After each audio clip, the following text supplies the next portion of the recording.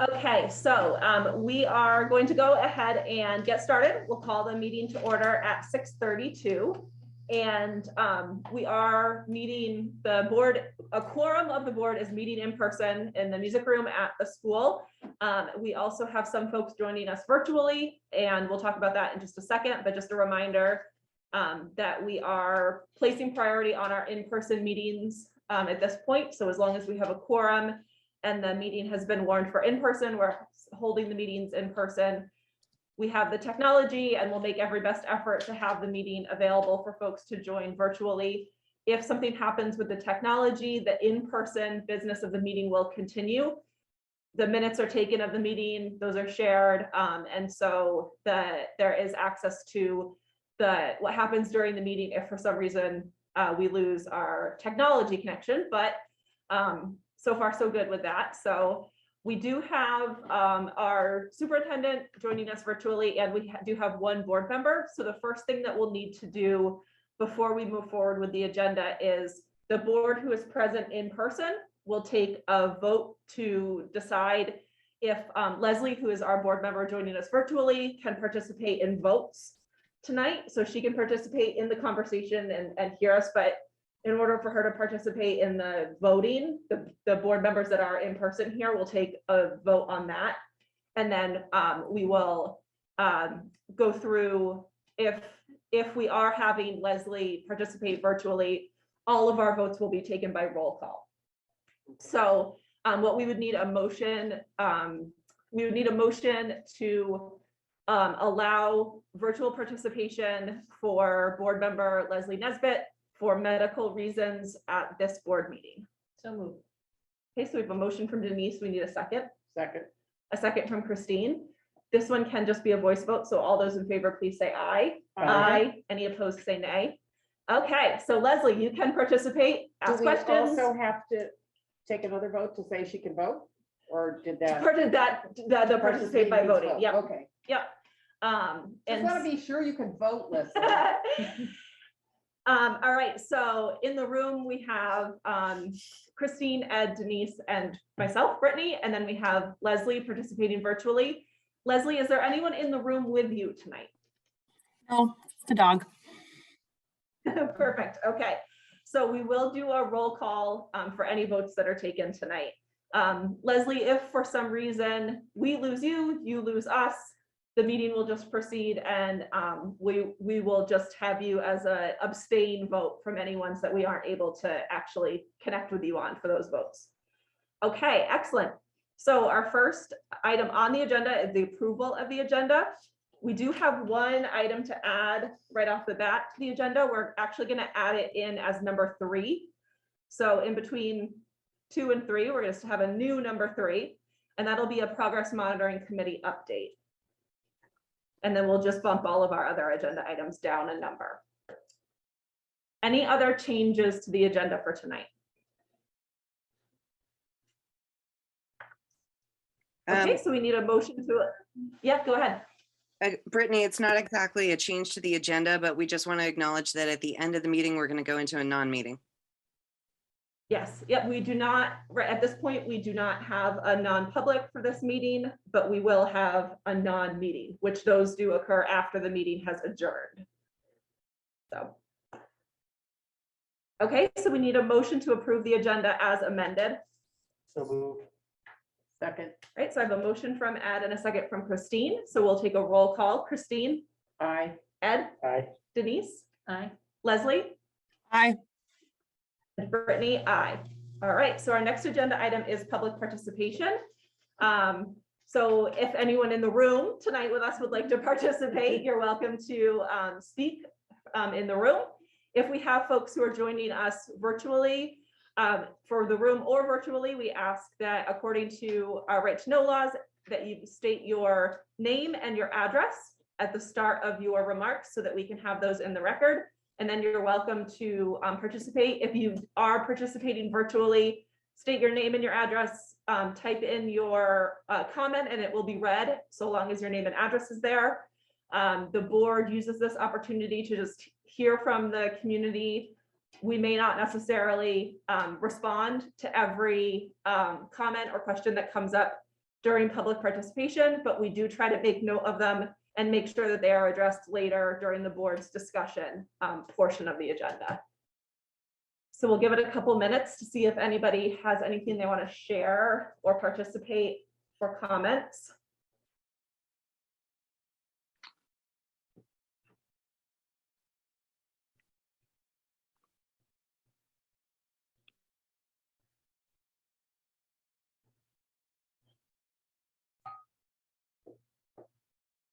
And Kristen or Sydney, I don't see, there isn't anything coming up, but do we have anything?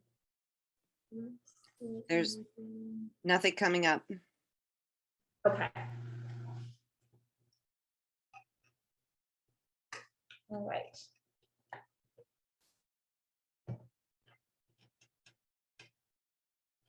All right, I was just gonna ask if we had folks joining us, but I see. All right, perfect. Okay, so we will move on to our next agenda item. And our first agenda item is our student school board liaison update.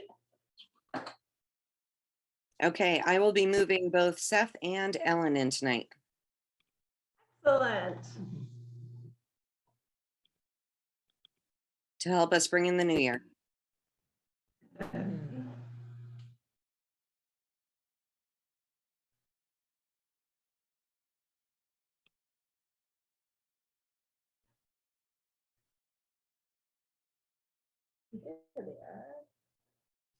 Hi.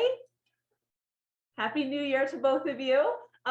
So if you want to just give us a quick update on things, especially after the new year. I know you haven't had you've had more time off in the last since we saw you, since Seth, we saw you last.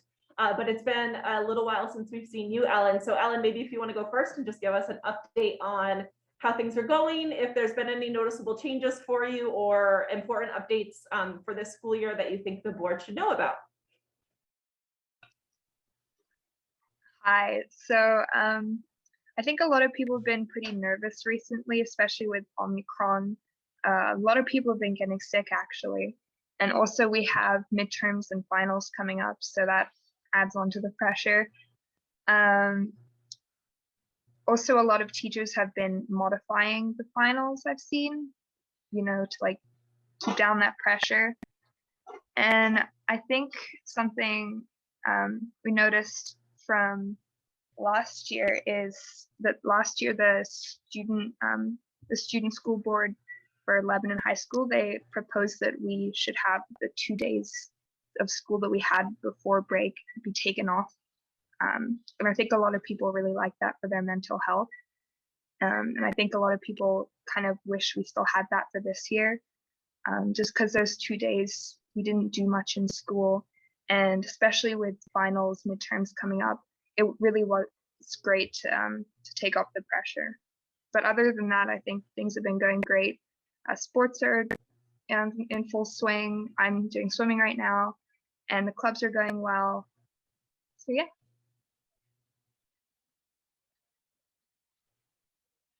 Any questions for Ellen from the board?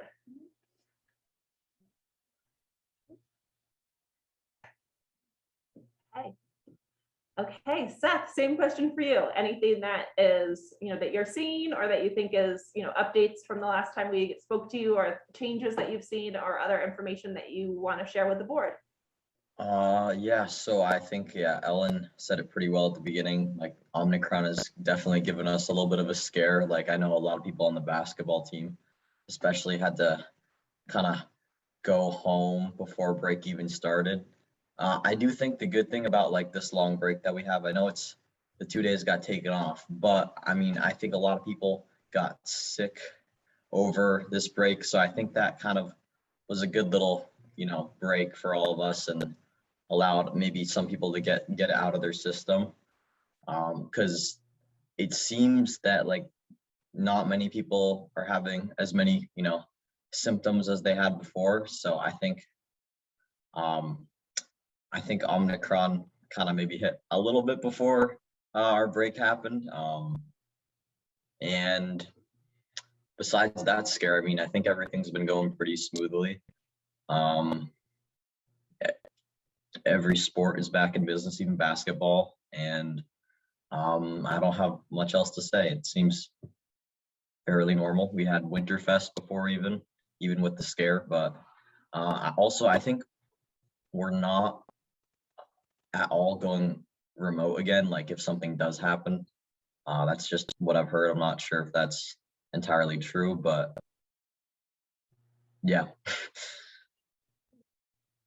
I was just gonna ask if there's been any, like, since you guys, I know it's only been a couple of days, but have they changed anything in terms of, you know, the expectations or the policies at school for you? Has anything adjusted? No, I haven't seen many adjustments. I mean, like our lunches are still the same, you know, distanced, and no new policies really put in place. We were pretty good about it before with masks and everything. Yeah, I've heard some, I guess, talk from teachers about like, yeah, no, if something happens, we're all just gonna just like cancel school or something if something goes wrong. So I guess we're in full school mode again. I've noticed in sports, people are being more cautious, like in swim. We usually are on the deep side of the pool and we all crowd at the end, like hanging onto the wall, if that makes sense. But now we've moved to the other side of the pool where we can all stand in the shallow end and like social distance more. We haven't done that before, so that's something new.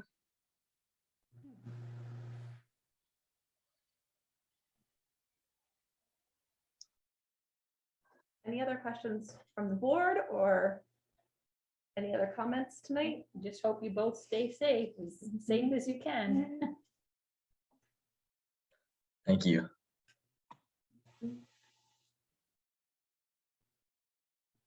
Okay, well, thank you. Good luck if you do have finals or midterms or any tests coming up. Good luck on those, and I hope things continue to go well. And like Denise said, that you stay safe and stay healthy.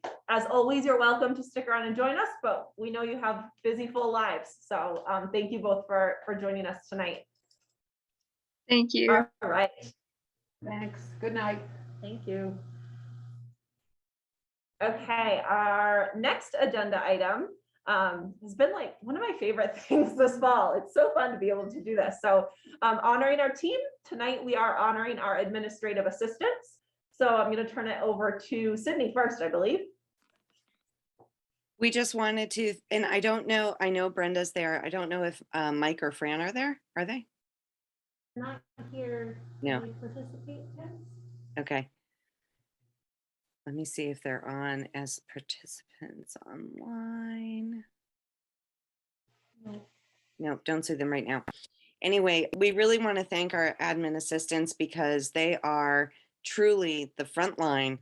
They are the first bright and smiling faces that everybody sees whenever they are contacting GVS or the SAU. And in addition, they're usually the first traffic control of directing somebody to where they need to go, not just physically, but in terms of like problem solving. They're the first person that will make sure that somebody is able to find the information or the person that they need or anything else. And to be in that role constantly, especially in a really busy school environment, and especially in an environment that's been even busier over the last couple of years, it can be exhausting. And I have to tell you that I have never seen anything except a smile on all three of their faces whenever they're interacting with everybody, with the public, with staff, with especially with kids. It's just a really beautiful thing to see. They all jump in and help each other and cover for each other and other people at the drop of a hat. And we couldn't do anything that we do without them. So thank you so much. And I'm sure Kristen would probably want to add something as well. Yeah, so absolutely, Fran and Brenda and Mike are my lifeline, and I think the lifeline of everyone in the district. And honestly, my kids always tell me that I'm always an elementary school teacher, no matter where I am. So I had to find a poem. My poem for the administrative assistants. Endless phone calls you will take, endless deadlines you will make, answering questions all day long, making sure nothing goes wrong. Your organization is beyond compare, knowing exactly what to find where. Your smile reaches far and near and tells all they are welcome here. Thank you for all you do. We would be lost without you. Oh, that's lovely. So Thank good. you. I did laugh though about the organization part. I was like, I don't know if that one's for Mike, but that's okay.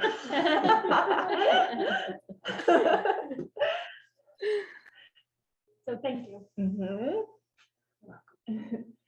So I just want to say that it is a pleasure working with everyone, and it, takes a village, and we couldn't do what we do without all the support from all of you.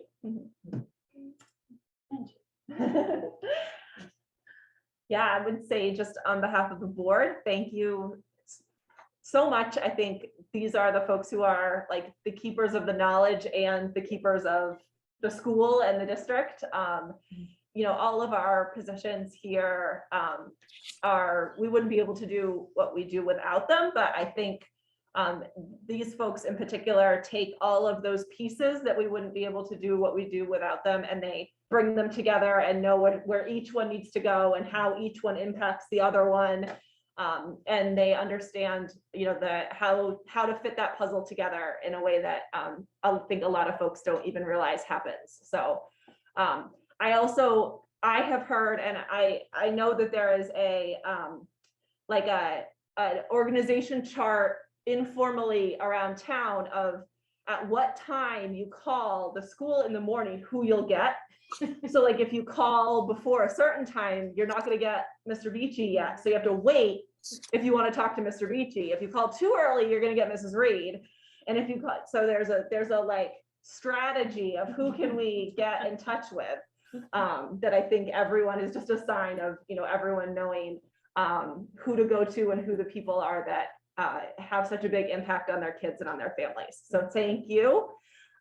We appreciate you. I think we have one of you here in the room that we can hand something to, and the other ones we'll leave them for them.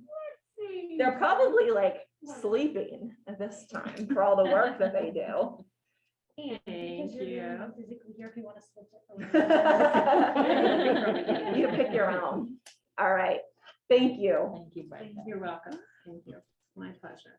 Okay. So our next agenda item for tonight is an update from the Progress Monitoring Committee. The Progress Monitoring Committee actually had an off-schedule meeting, and we met last night with the intention that we probably were going to have more information and that the board may have questions or concerns relating to what we're looking at right now with variants and changes and all of those things. The minutes are not yet finalized from that meeting, so that's why we don't have formal minutes to share with you, but just I let the committee know that I would bring some highlights to the board, and hopefully we can use some of the highlights from that conversation as sort of a springboard for our own conversation amongst the board. One of the things that I mentioned to the Progress Monitoring Committee last night is even if the board doesn't feel that there's action or things that we need to change or action we need to take right now at this point, it's good for us to open that door and have those conversations and start thinking about those things should we be in a position that we need to make a decision or change something in the future. Because as we know, it changes so quickly that certainly if we're in a position where we need to change something, it's not going to wait until our February meeting for that to happen. One of the things that did come up last night is while we're seeing this really rapid explosion and expansion of cases, we don't yet have a lot of the data that we need to know what are the mitigation strategies, what are the things that we need to do, especially in the light of Omicron. A lot of that information for other variants has actually come from schools. And because schools shut down for holiday break as the variant was really hitting the ground here, so for example, previously we were able to look at data from schools where they either had or didn't have outdoor masking to look at how did outdoor masking impact previous variants. We just haven't had, there hasn't been school for us to look at those things yet. So some of the medical professionals on the committee shared that we will very likely have that data very quickly in the next couple of weeks or month or so. We're just not in a position to have it yet. The other side of that is that the data that we do have shows that it's moving very fast. So if you look at South Africa as the example, it roared through there very quickly and then virtually was gone. It did not have a strong impact anymore. So we also have to sort of think about and balance, are there changes that we make that, what's sort of the timing of those challenges or those changes, and what does that mean? So the major things that came up And I don't know if folks have had a chance to look at numbers on their own, but we're seeing about 2,000 cases in the state a day being reported, but we are in a similar position where they're back reporting cases because there's sort of like a lag of data gathering, especially because of the holidays. So while they may say X number of cases is reported on a day, days that come after that, they're going to back report and back fill in numbers. So this was yesterday. I don't have updated numbers for today, but as of yesterday, there were 381 hospitalizations in the state, 12 cases listed for Grantham, 65 for Lebanon. These are just cases, not hospitalized cases, but just cases. 12 for Grantham, 65 for Lebanon, 12 for Plainfield. There is just that number is rapidly expanding. It's very and you all probably have heard this, the Omicron variant is very contagious. CDC has not changed their guidance in terms of what's recommended for schools at this point. Supposedly there's going to be some new guidance issued, but that hadn't been announced that we know of. There is approval for boosters for the 12 to 15-year-old age group. And that booster is, you're eligible for it 5 months out from your second dose. That's the timing of that. There was a question of what does extremely contagious means. It means that a very small dose of viral load can present and be infectious. Folks that are vaccinated are not getting super sick. They're seeing sore throats. They're seeing cold-like symptoms. We talked about some of the things that we talked about that are a conversation the board should have is updated information about masking. So some of this generated from a lot of medical institutions have now changed that you have to be wearing either a surgical KN95 or N95 mask to enter. So cloth masks and other types of masks aren't shown to be as effective against this variant. So what does that mean? Is that something that we want to look at in terms of, the question was raised, would the school board ask the district to either make a recommendation towards a different type of masks? We want to, always make sure that we're keeping in mind equity. So mandating a certain type of mask is going to present an equity issue. One thing that was brought up is that the most important piece is that the mask fits correctly and is worn correctly. So requiring a child to wear a surgical mask that doesn't fit them or that they fiddle with all the time because it's uncomfortable is less effective than a cloth mask that they wear correctly and they leave alone. Yep. So if we're saying they have to wear a surgical mask and they're pulling it down all the time because it doesn't fit right, that's less effective than just staying with something that's worn correctly and comfortably. So sort of the first line is worn correctly and comfortably. The next best recommended is a surgical mask, KN95 and 95 mask. There was a conversation about is there a recommendation made or just information shared with families or a recommendation about masking made? What does that look like for staff? Is there a step for, more that we would take towards asking, staff in terms of their masking? We talked a little bit about pool testing. So we have a pool test coming up tomorrow. We do still have a stock of those rapid tests available. If there is a negative pool test, those rapid tests are going to start to be used to do the follow-up testing if a pool test came back positive, everyone who was in that pool would then need a follow-up rapid test individually with Karen. And so, that could start to impact what we have available for the symptomatic rapid testing. And looking at, so as of right now, New Hampshire DHHS has not adopted the new CDC quarantine or isolation guidelines. So the change from 10 days to 5 days. DHHS for the state has not recommended that. They put out a statement yesterday that they are waiting for the full document from the CDC about that. So what was made available previously was more like just a press release. And the DHHS is not going to make a change to their recommendations until they have a chance to review the full statement or the full policy or protocol from the CDC. And then it'll be up to folks, once DHHS makes that recommendation, it'll be up to individual districts to decide based on that, what they would like to do if there is a change. I know Lebanon has announced, out to families that at this point, they're following the New Hampshire DHHS guidance and not changing anything yet. So still following the same 10-day protocols. And then there was just ongoing conversation about that balance that we're reaching in terms of what are the best things that we can do to keep the doors open and keep folks here. So what are the best measures that we can take?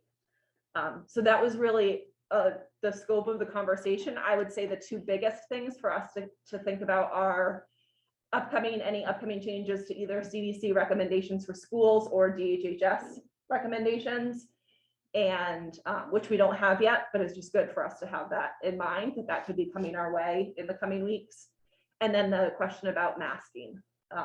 Is that something that the district would like to, that the board would like the district to make a recommendation on, or something more substantial than that? So do we need to make a change or recommend changes? So at this point, we don't need to make any changes. I think we're in this. Waiting. Yes, Yes. yep. So personally, I would feel like, why would we want to propose changing now until we know more from what the CDC is sending out the protocol? Mhm. Or New Hampshire for them. I mean, Yeah. there is a part of me that seems to think that we're at a point of trying to throw things on the wall and see if they stick, and if they don't, reevaluating. I mean, I'm not sure I would be in favor of making any changes without some scientific data behind it and based on it, instead of sort of a gut feeling. What has the school seen just since you came back yesterday and today? Like, for instance, were there a lot of kids home because they picked up an infection over the break? Sydney, you just sent out a letter today. Do you have the Yep. numbers right there? Well, we had 28 students and 2 staff, 2 classroom teachers out yesterday coming back. And then we had an additional, so over the break without in-school exposure, technically with the timeline, we knew of 6 additional student cases, 1 additional staff case. And then today we did have another student case, another student positive case today. So there's definitely, what we're seeing is definitely an increase. And then we're also seeing, as our student school board liaisons just mentioned, we're seeing a similar kind of reports coming out of Leb Middle and High School, where we're seeing a lot of cases being reported positive every day since we've come back. So we're seeing what everybody is reading about right now, is that this is spreading very quickly, very fast, very widespread, and with kids too. But is it accurate to say that we don't think we're seeing, I think it's probably too early to know if we're seeing the spread at school? I mean, all the cases from over the break, and then I would say these couple of days, I think we're probably more attributed to out of school spread than within school spread. Yeah.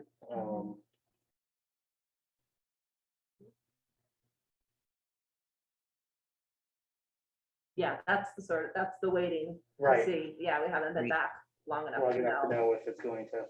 Yeah.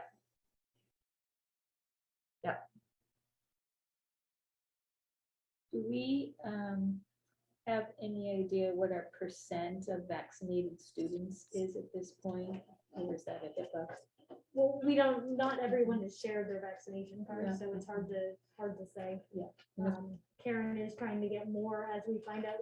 We have had a handful of family members who have tested positive, and we're finding out that the children are vaccinated because they're showing the vaccination card so they can come back to school. Yeah. But we haven't received everyone's yet, so we don't really know. And then, we have our young students that cannot be vaccinated, so they're at a greater risk. Last we checked with Karen, I think we had maybe about, oh, she just typed in the chat. She has 53 vaccine cards as of today, but parents aren't required to give us that information. So it could potentially be more kids that are vaccinated, but we know of 53. Did the school ask parents to voluntarily submit? Yes. Yeah, we've asked several times. It would just be helpful if you're needing to make decisions to kind of weigh the risks Yeah, and know what the percent of vaccination rate is. But I understand that for some people that's private, but it does hinder how you react to an outbreak. I mean, I think in that case, you have to assume no vaccination card, not vaccinated. I mean, in your decision making, I don't know if you can make any other determination than that. Or want to err on the side of caution.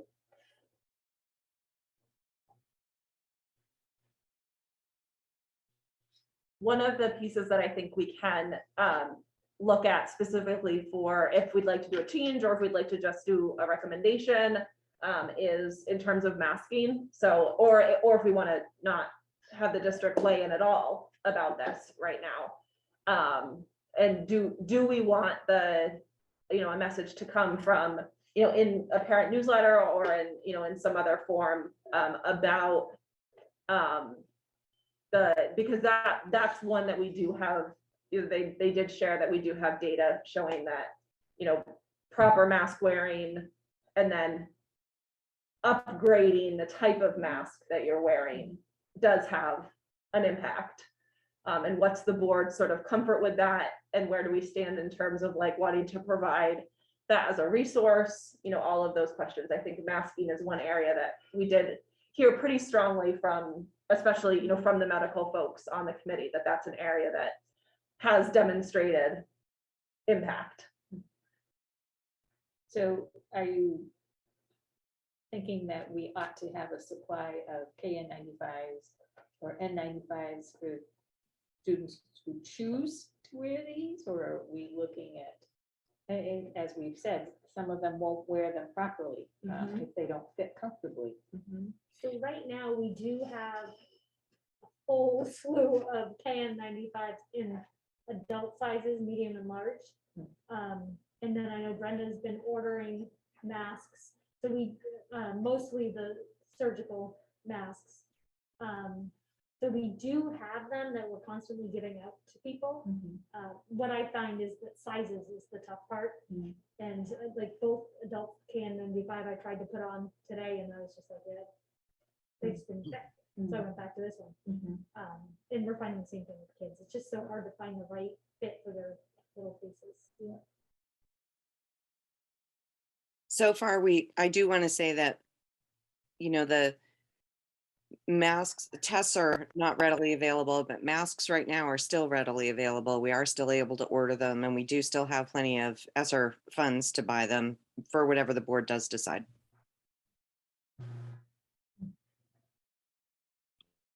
And are there masks, better quality masks that are made small enough for children?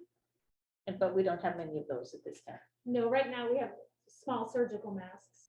Right. And there's also the KN95 masks. I mean, they're only for, they fit like 2nd through 6th grade. Some of the smaller kids, like preschool, kindergarten, 1st grade, the masks just cover like right up everywhere. They're just way too big. And that's even the smalls. So I don't know if they haven't yet found one that would fit like a pre-K. And she's in a lot Really nicely, yeah. like they should. Well, it would seem like if those are found, then we ought to have them in place. Right. I know the KN95s, when I wear them, my glasses fog up so much, I can't see a thing.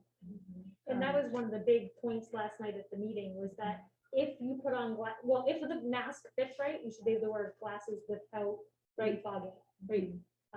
Which I have yet to find a mask that works. This one this works. one, this one has a KN95. You gotta get some And really I got big it glasses. because my glasses don't fall. Yeah, that's good. But I mean, imagine if your whole little face is covered up and you can't Yeah, even, yeah. Right.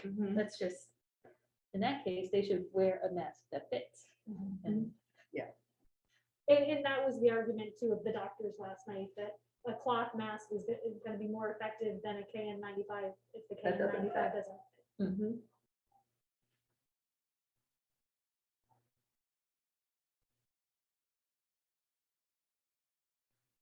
I mean, I don't think it hurts to send out the information on these things, but to me, I think it's more of a parental decision on what they think will work best for their kid.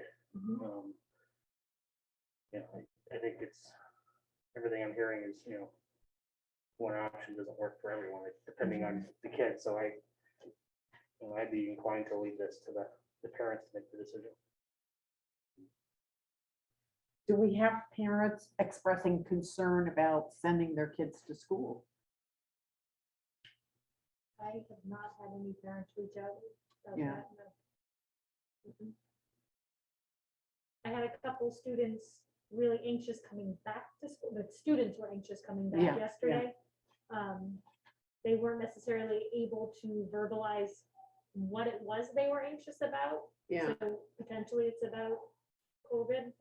yeah.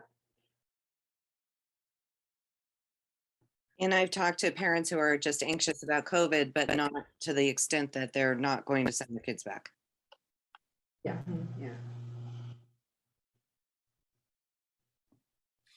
In I'll just terms add- of masking. Oh, no, go ahead, Leslie, go ahead. I was only going to add, I think it might, listening about masks and thinking about my friends and my own kids, it might be nice if we could offer those KN95 to kids who might want to upgrade. Like, I wonder if Barrett would actually choose like a safer mask if it fit him better. We don't have the smaller KN95s yet in our house. So I don't know. Then it's just like the kids can choose if they want to feel a little safer, if it fits them better, give them that option. That might be a nice agency. Just an idea. And then the second thing is I just want to share the parent perspective that everybody I know all across like social media, in my personal circles, like I think everybody just feels like we need to do whatever we can to keep the kids in school. Like, you can do anything you want to me, and to any adult, but like we all just feel like the most important thing is for kids to be able, like the effects that we've seen over the course of 2 years are just dramatic. You know, we read about it all the time. And so as we're talking about, you know, parents, I don't think that many parents want to keep their kids at home because they know how hard it is on the kids and the families. So I'm just underscoring that sort of fact for all of us, that having the kids in school is probably primary for most parents.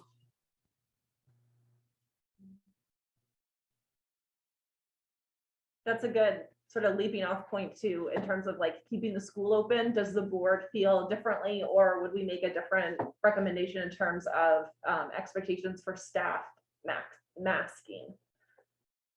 Or do we feel Oh, similarly? No, I mean, I'm probably even further on that side, that they're adults and can make choices for themselves. I mean, we could have the minimum requirements of masking and that stuff, but again, to me, I think that's a preference on their part. And have upgraded masks available if yeah. Right.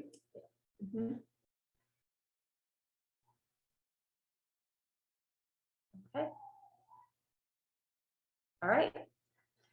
Is there other information that the board would, I know, again, we're in this sort of like, we don't know what's coming, but is there information that it would be helpful for us to have, should, you know, are there questions that folks have that you know right now that you're gonna have, should there be new guidance, or is it just a like, let's wait and see what it says?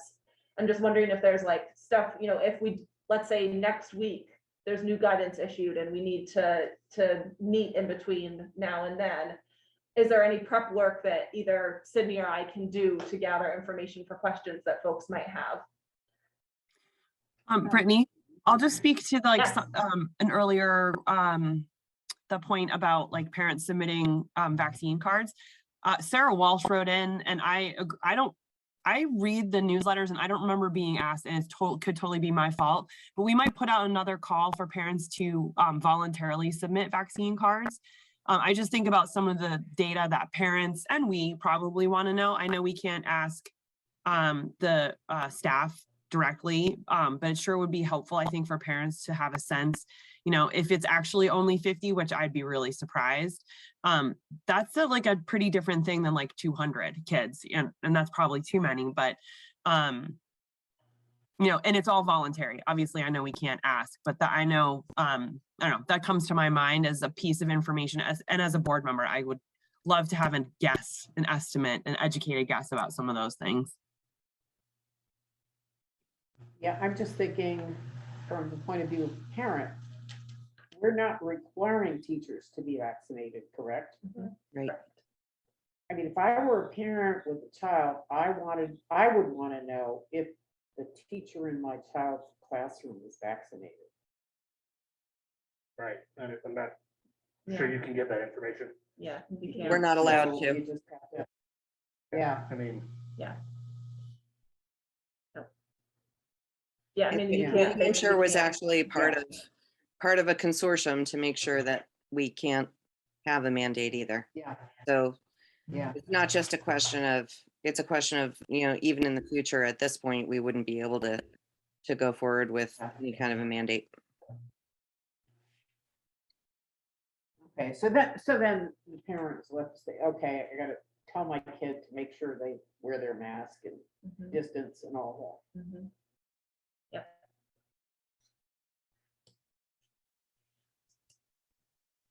Okay. So we'll continue to just take it as it comes, as we've been doing. All right. Brittany, So our next- before we move on to the next thing, I will just say that Dr. Chan has another call at 3:30 tomorrow. So, you know, Okay. given the kind of flourish of new CDC information, I'll send something out if there's an update on that call tomorrow about what New Hampshire is planning on doing.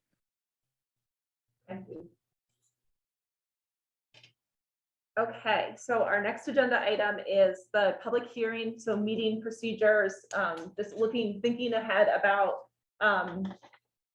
public hearing and then our annual meeting. So last year was like a whole different world, and we are at this point anticipating to move back towards a hearing and an annual meeting that we would have had in years past, so in person. that. Okay. And are there any considerations that we need to start looking at now? Sydney and I did a little bit of research today, just very quickly to see, has there been any guidance or information shared from like the municipal association, the school board association? Nothing's come out yet in terms of what they're recommending or, you know, any guidance, which either could mean they're expecting districts to just go back to, you know, what annual meetings, hearings and annual meetings used to be, Yeah. or they're waiting to issue any kind of guidance until we get a little bit closer. But considering that, you know, we're a month out from our hearing, my one recommendation that I would be in favor of, one change that I would be in favor of making is to hold both of our hearing and our annual meeting in the gym. So rather than having one of them having the hearing in the cafeteria, just holding them in the gym. Yeah. That way we know there is more space. So we're a little bit, you know, just in case we do have increased attendance, and also letting folks know beforehand that for the hearing, both of them will have a virtual option. For the hearing, folks can join us virtually, comment, all of that stuff, but for annual meeting, if they're looking to vote, they're going to need to be in person. So they won't be able to participate in voting in a virtual format. So making sure that we're doing that education out to folks, whether that's through updates on the website or through the superintendent newsletter, just being very clear maybe that's something that we have like a little write-up in the Grantham News, something like that, so that we're hitting all of the different groups in town to let them know. For the hearing, we'll be in person, but there will be a virtual option that they can participate in. But for the actual annual meeting, only folks who are in person will be able to vote. Any other questions or considerations that folks want to bring up for as we look ahead towards planning those 2 meetings? I'm trying to remember what we did last year. Last year was that- 2-year blur. So last year was the virtual, Yeah, the series of virtual meetings. So we had 2 that were spaced apart. Okay. We had to gather feedback in between them. And then we did a drive-through, I remember Yeah. the drive-through. and Okay. there was a mailing. yeah. Yeah, Brenda's that's- probably having She probably flashbacks. remembers every I bit of remember that. every minute. But I'm glad that the virtual option is there because there will still be people who feel much more able to participate from home. Yeah, the only piece of it is that we won't be able to have, at least at this point, what we can find is we won't be able to have folks virtual who want to vote on the budget. Yeah, So anyone who wants to vote will have to come in person. yeah. But they could elect to just come in just for that. Yes. They could come just for that. Yep. Mhm. And participate with the rest of it, online. Mhm. Well, for the annual meeting though, the whole meeting. They have to you know, be, It would be voting Oh, for yes. all the different Oh, all the articles. different so there articles. would They have to be in a the- Time where they could come in separately and then to vote and then go back home. they would have to be here for the annual meeting. They would have to Okay, be in the entire room. thing, or could they just, Yeah, because the entire thing is. They have to voting on all the register. Warrant articles. right, Right. but they just Right. wanted to vote on the budget, could they time their entry and just do that? Depending on where it is on the warrant, and Yeah. usually it's the second or Yeah, Mhm. third thing. You'd have to be pretty Pretty savvy. darn it. Yeah. And they'd have to get through, Oh, my God. right, like, and they'd have to get through checking in. yeah, So they'd have to make sure that they could check in with the checklist folks. Yeah. To get oh, there. yeah, Not perfect, there's still limitations. Mhm. yeah, it's, what are we gonna do? We have to adjust.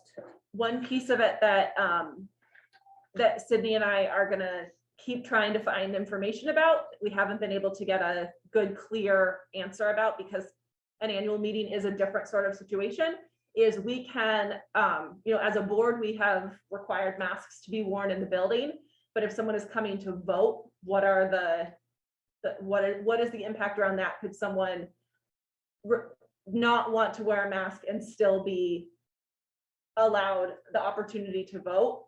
Which, as it stands, there are municipal, voting polling places do have to have provisions to allow people who don't want to wear a mask to vote. Like outside.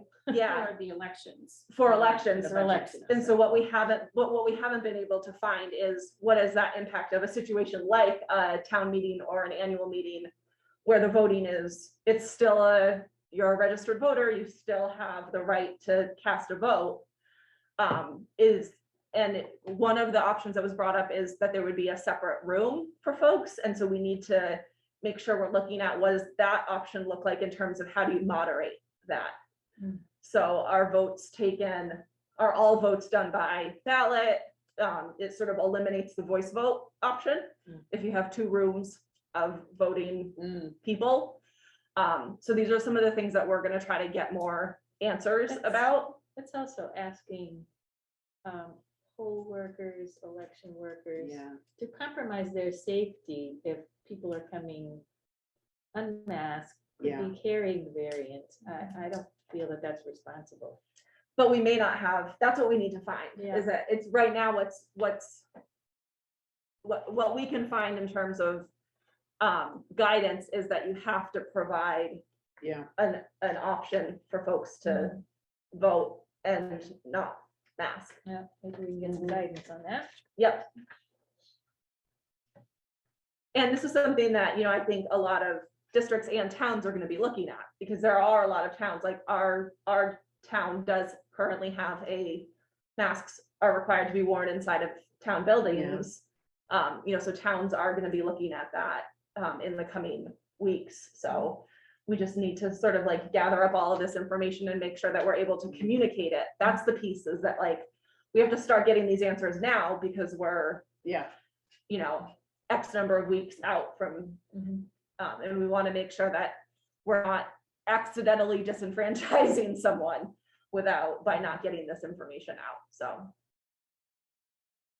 Any other considerations for that folks would like to bring up for the hearing? Our next one is the hearing, so specifically for the hearing, there will be a virtual option for people. It'll be in person. Any other considerations for that one? Are they gonna have distance seating? Yeah, I think, yeah. yep. Yeah, for the hearing, I think that shouldn't be, if we look at our past Yeah, attendance, the hearing will be fine. that's not a problem. Annual meeting, I think will have to be a little bit more creative. My assumption is that for the hearing, for the budget hearing and for the bond hearing, most people will participate virtually. Not everybody, but a lot of people will, because they can do everything virtually that they would need to.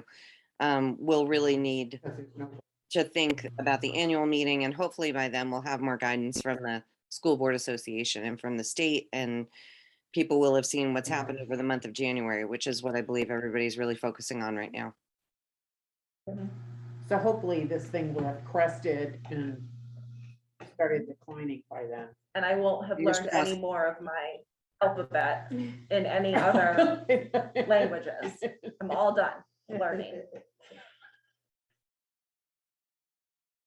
Okay, any more other concerns or questions that folks have that would be good for us to know now for either the hearing or the budget meeting for us to be able to answer?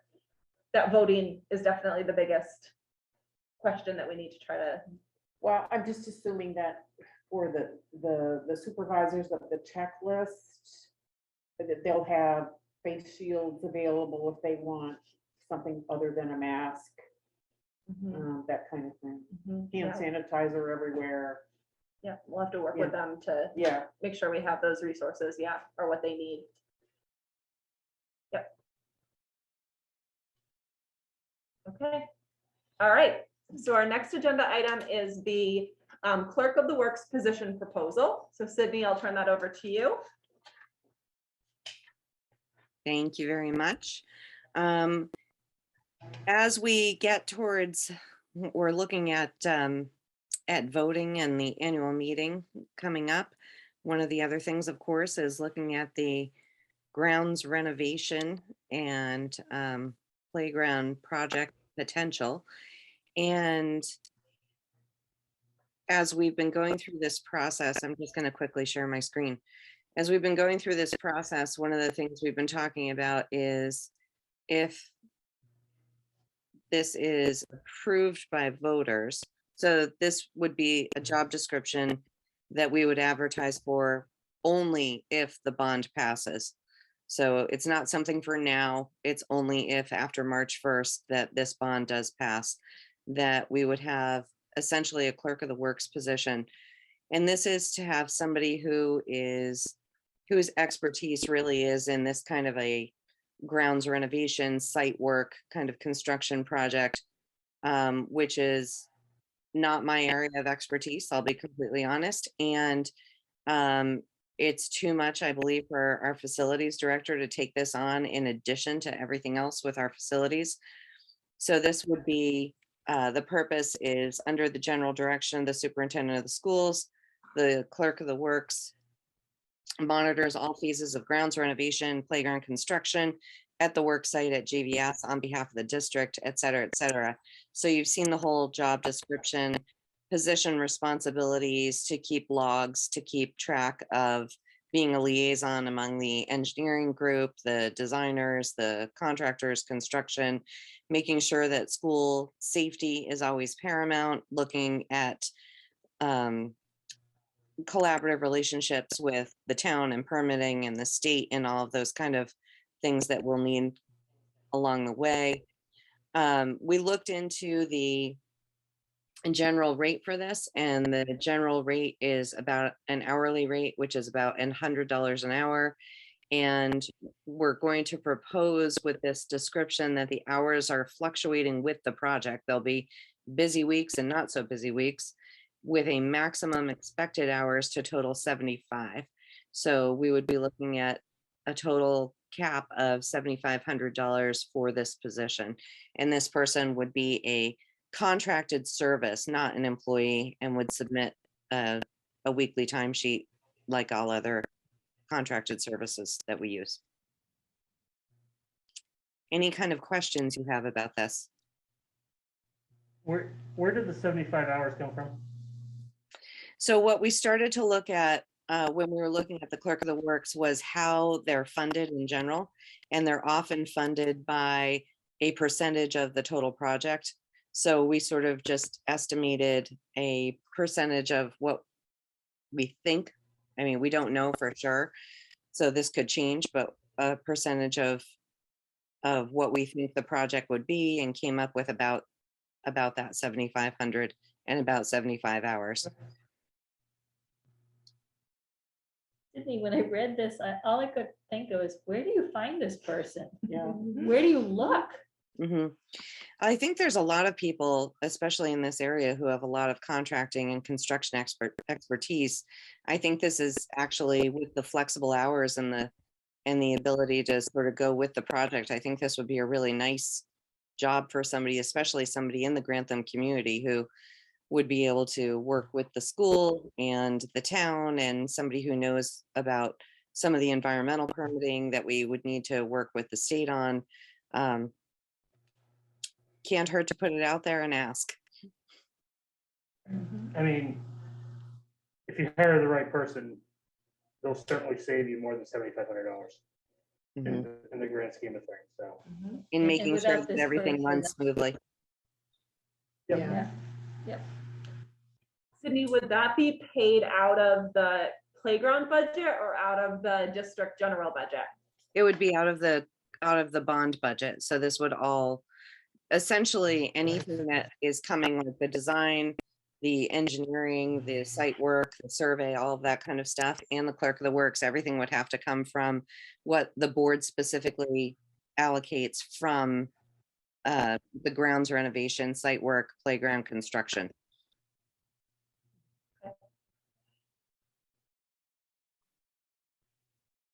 And Ed, if you have more experience with figuring out a closer percentage, I'd be happy to hear it. This is just what Mrs. Lassard and I were able to find from other places and from town municipalities.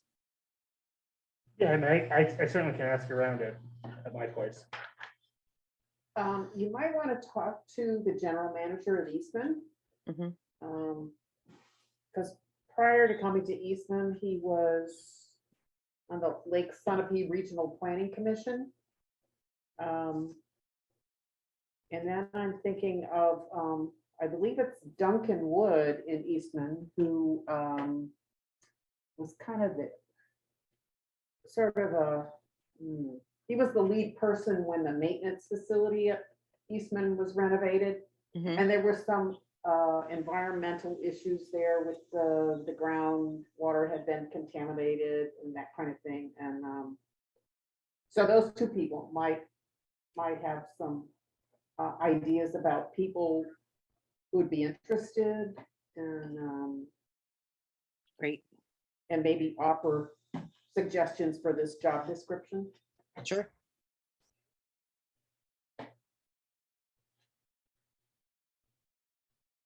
Sydney, do you need us to approve this pending the bond tonight?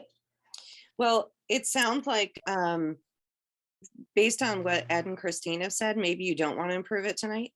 So maybe if you want me to send it to those people in Eastman and get their feedback on the job description, and if Ed would like to reach out to some people, you know, in his company to see if those percentages are truly what we believe them to be, then we can have it come back again.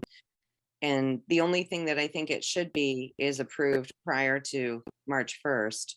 So I could do those things and bring it back at the February public hearing for approval. Just I think that makes sense. refine it a little bit more. Yeah. Sounds great. Okay, done. Any other questions or comments on that one? Okay, all right, our next agenda item are the budget functions. So we're looking tonight at school board, SAU, building admin, buildings and grounds, transportation, bond, food service. And then we will take our final look at the budget before we head to the hearing next month. All right, so I think our first one on here is school board. Okay, I will pull Could it up somebody so speak- anybody who's watching at home would be able to see it. Yeah. And I don't know if you're gonna go line by line, but if somebody could speak to the legal budget and just talk to me a little bit more about what the difference is in approved or actual. Yep. Thank you. Okay, so as we're looking at the wages for the school board, those are your very high salaries that you get for the tremendous amount of hours that you put in. Thank you.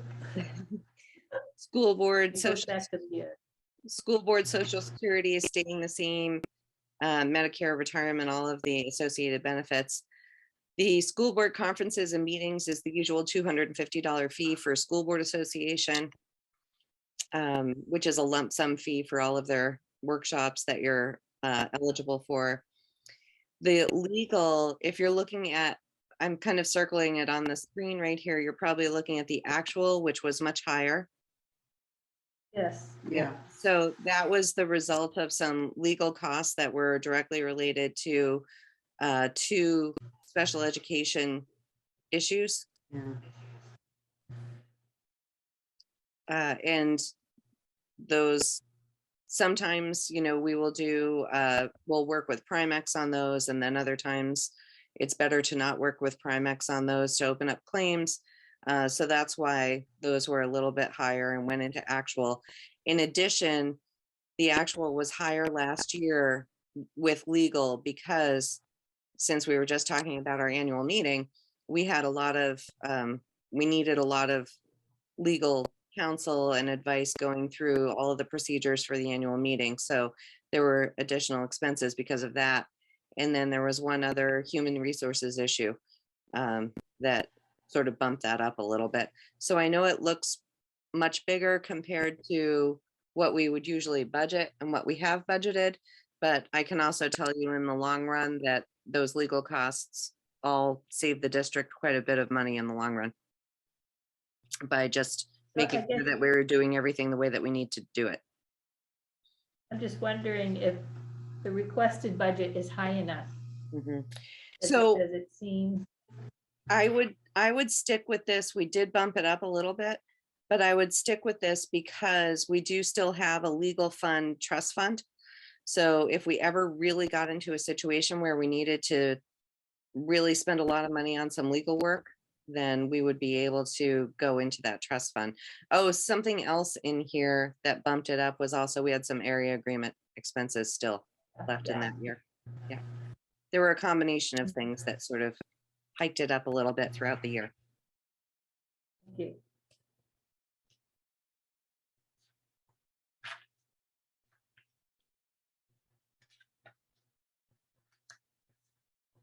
So the audit is, we just based on actual, we cut it by about 500 and we feel that that's safe to do.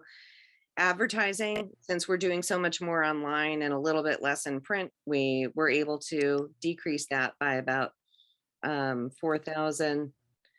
And school board expenses, we decreased a little bit just based on actual spending. Expenses for annual meeting, we left the same as last year. And then school board dues and fees, we left the same as last year. So we're looking at pretty much a wash. Do we think we need to add something for the annual meeting expenses? Just by virtue of it? Are there going to be additional costs because of COVID concerns? So what I did last year, where all of the additional costs that were related to COVID, we wrote into the ESSER 2 and ESSER 3 grant. So those were covered through those grants because those were something directly COVID related that Yeah. the district hadn't budgeted for. And we would be able to do that again if we needed to. Okay. So it's covered.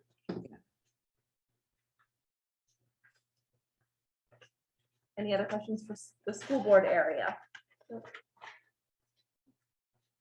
Okay, All right. Moving on to SAU.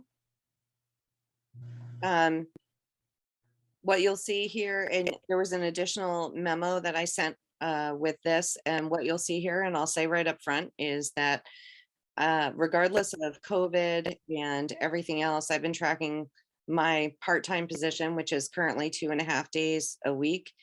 And I've been trying to be really careful of tracking what I think is related to COVID and not, but even before that, it has been more than 2.5 days a week to do the superintendent position. So the additional funds that you're seeing in that very first line for wages SAU represent the increases that are in the memo, but mostly that represents an additional half a day for the superintendent position. So that's up for your discussion, of course. The SAU additional time is going to be Mrs. Malloy working actually what she's doing right now for all of the meetings. The SAU insurance deductible, we're keeping the same. I'm just going to try and go through these a little more quickly just to see if there's anything completely different. So some of the associated benefits just have some very slight changes. And then we would have, I'm going to skip all the way down to SAU contracted services. We've tried to be really careful about only putting in SAU contracted services when we have something that the board specifically wants us to pursue.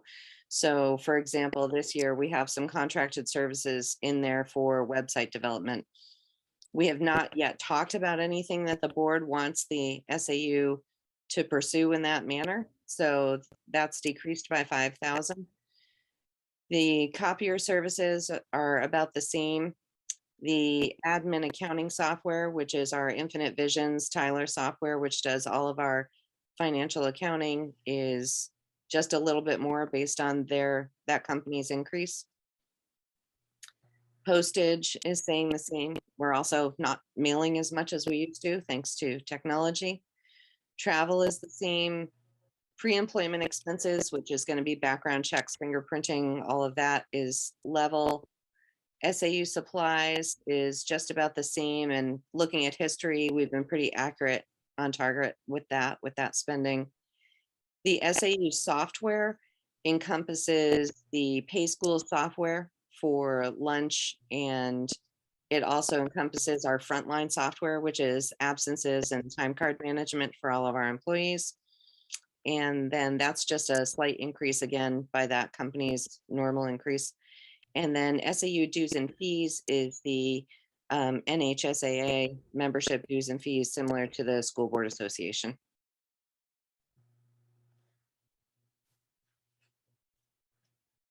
Since we haven't talked about contracted services at all, do we want to put that 5,000 back in there just so we have something arises?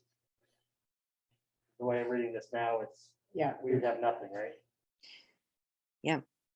And that's up to you. Yeah. I mean, that's why I was saying in the past, we've usually only put something in contracted services when we knew exactly what it was. That doesn't mean that you always have to do that, but traditionally it's just been a project that's been upcoming. Yeah, I mean, just because if we throw it in there, even if we don't use it, it's there in case something pops up. Yep. Yep. And I mean, in the grand scheme of things, Yeah. 5,000 isn't Yeah, and isn't huge. And if you Yeah. need some contracted services but have no money in it in the budget item, then you can't do anything. We're out Peter to pay Paul, so. Mhm. Yeah, I would be in favor of moving 5,000 back. Yeah, in I there. was gonna raise the same question. Sydney, do you have our list for later? Yes, I do. I actually have Can we it put it right on our- here. I can pull it I up. knew you would. Put it on the list. Okay, so.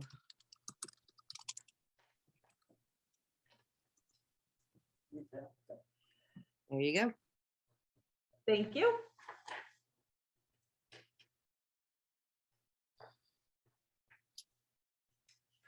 we need to discuss the half day for Sydney.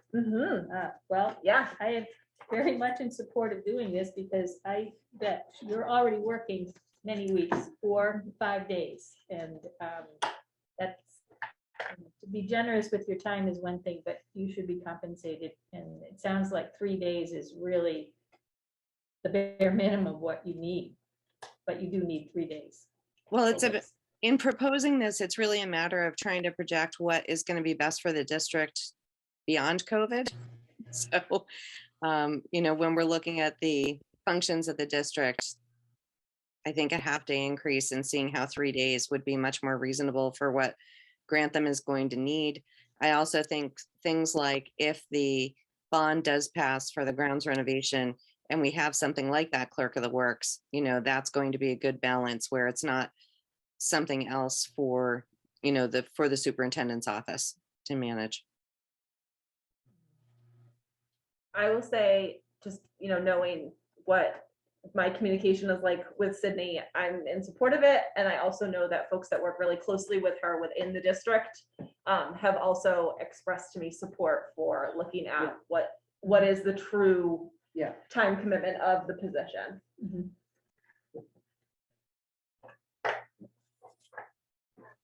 So we don't need to really do anything. No, we don't have to take a Yeah. vote on it, just Perfect. as we move Yep. forward with it. It's good to have that conversation as we think about this heading to our last step tonight, a final budget overview. Okay, any other questions for or comments for SAU? All right, so building admin. Okay, Okay, so that's me. I'm gonna let Kristen take over. So the parts that I talk about, so building admin conferences, just funds for conferences. The second one, admin contracted services, it's a decrease of 53% or roughly. Most as our second year in Alma, so we don't have that startup. We took out the services for McIntyre, which is our laminator, because they've told us it's so old they can't service it anymore. So you'll see that came out there, but we put money in elsewhere so that if the laminator dies, we can get a new laminator. And then previously we had on there, I think it was a little over $2,000 for demonstrated success, which is Performance Plus, which is a company who organizes the state testing data for us. I didn't use it last year. We've been purchasing it for a long time. I didn't use it last year, and this year when I tried to use it, every time I went in, I'd put in the same parameters, but I get different data. So I decided that it's probably not something I want to use. And Sydney does get reports from the state with that data that we can organize ourselves. So we took that out. Copier services went up, and that was per a quote from the company. Copier lease has a decrease, and that's mainly because it's our second year of paper cut, and then again, don't have that initial setup costs and stuff. Postage was a decrease. We have money left on the machine as well. We're using less postage. Supplies, there's an increase. I actually added, as many of you know, kind of my jam is culture, climate, staff and student morale. And I've been purchasing stuff for that out of my own pocket, and I decided to put it into the budget now. So that went up a little bit. And then new equipment has a large increase. And again, that goes back to the laminator that when it breaks, we have to buy a new one. So, but other than that, it's roughly similar to what it's been in the past. Thank you. Any questions for that area? Thank you. You're welcome. All right, so buildings and grounds. And welcome to our Hi. facilities director, Toby, Mr. Compo. Are you ready to go? I'm ready to go. All right. Okay. On the wages and such, I don't see a big change. Or foresee a big change at this point. The rest of the liabilities and such, that will be more Karen. Down to trash disposal. Went up a little, and that was from numbers from this year that we got billed a little bit more. I'm sure it's the Yeah. COVID and economic times, the trash bill. It seems the last 2 years it was stayed the same, so I kind of expected that. Contracted services, that's up. Because we're looking at a lot of security, we're looking at the more cameras, and we have an issue that we see developing with the exterior door locks, the automatic door locks. The hardware is no longer available, and I guess just before school started, we had an issue where the front doors wouldn't lock, and the contractors come out and they got it to work, but the hardware just isn't even available anymore. So we're playing Russian roulette there. So that's those two items are most expense in that.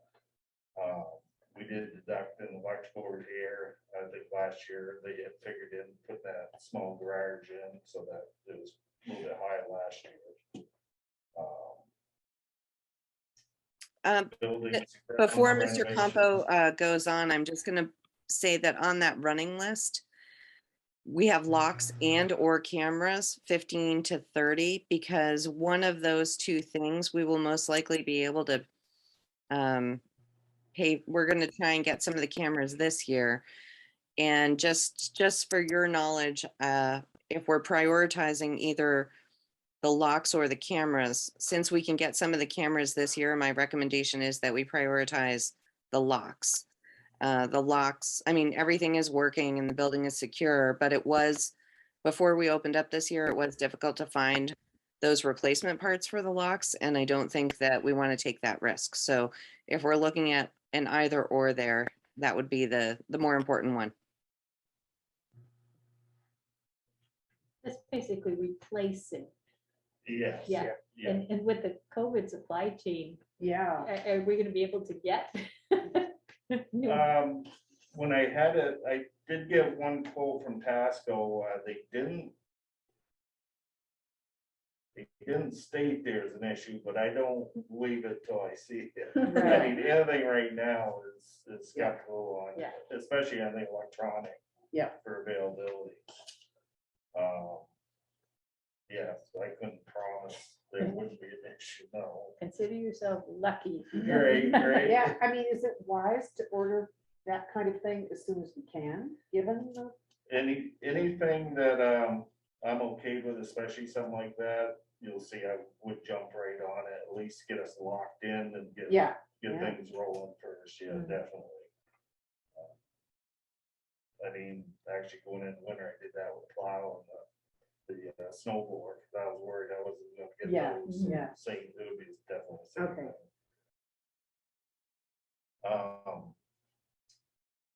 Back to what Sydney was saying with the cameras, the original quote was 8 cameras, and this I have 6, so the 2 that wouldn't be deducted off that, I don't believe. But it's optional on the dollar amount or how many cameras we do want to install.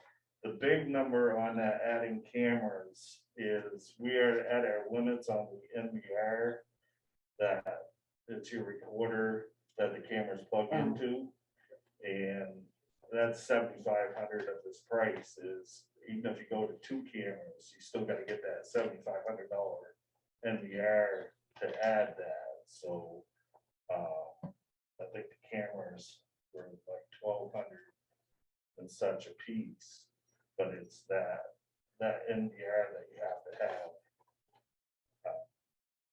that would be involved with that. So, but yes, definitely the lock system is more the priority.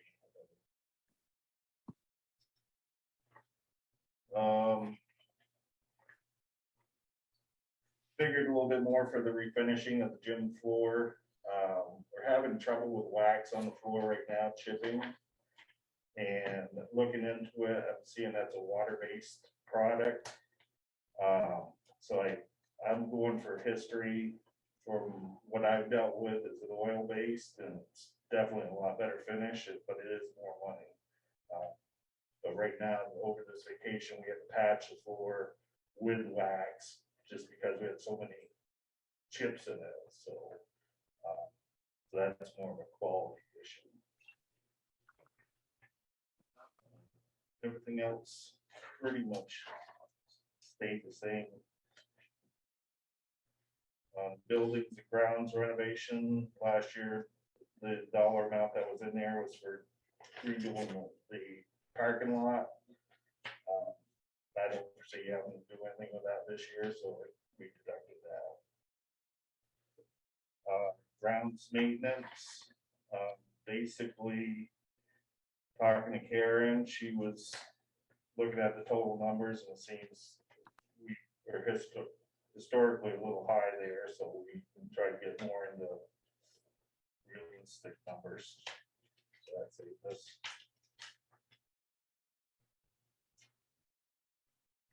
Building liability, Karen. Custodial travel, just have a $250 if necessary.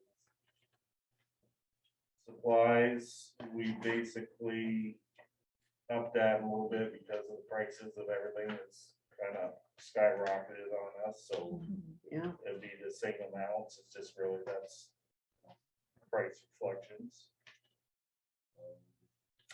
Gasoline and diesel, propane and electricity, of Karen. She said those numbers looked all right. Gasoline and diesel, here again, she was looking at the numbers, and those were historically over budgeted a little bit, so we tried to get those into reality. New equipment, I'm not projecting anything for this year. Same with school furniture. For replacement equipment, we have a carpet extractor that's been sent out for repair before, obviously before my time, and got sent back. Looks like it needs over $1,000 just to get it. And this is an older carpet extractor, so I priced one out and can get one for the 2,500.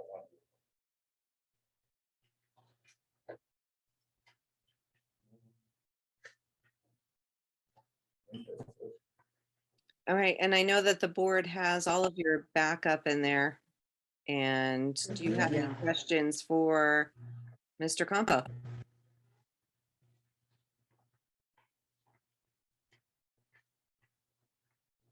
So the bus lease is not part of.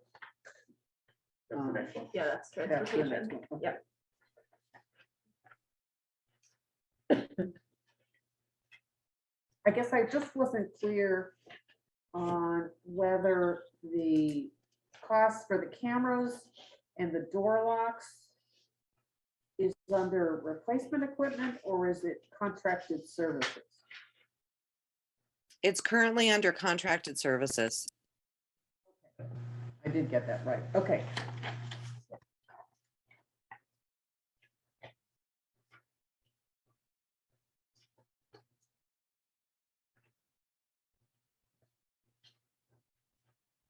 Any other questions on this area?